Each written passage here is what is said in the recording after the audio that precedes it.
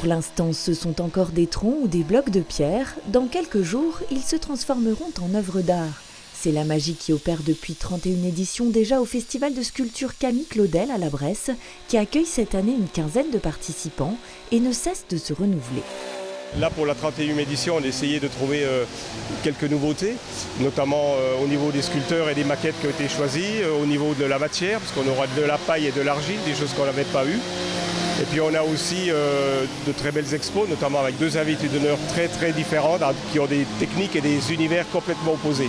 Parmi eux, l'artiste belge Christophe Henry, sorte d'ovni de la sculpture, à l'image de son projet durant le symposium.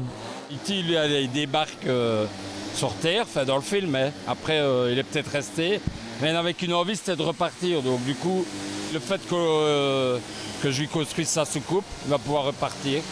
Un vaisseau qu'il construira à l'aide de vieux morceaux de bois ou de métal, comme c'est le cas pour chacune de ses sculptures. Cet étrange zoo est en effet composé uniquement de matériaux de récupération.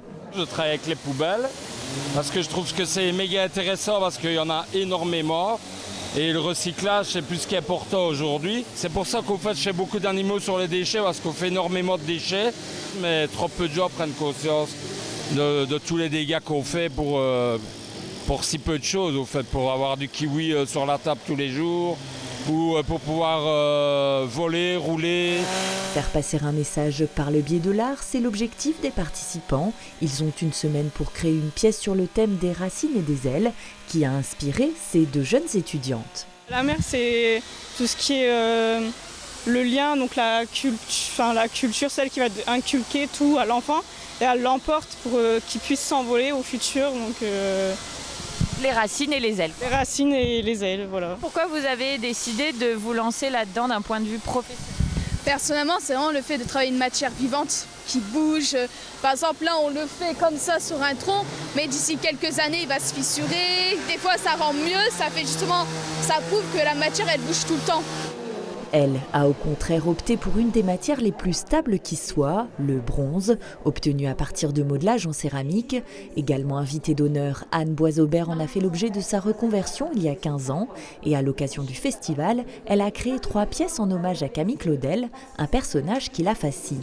La sculpture de Camille Claudel me touche énormément.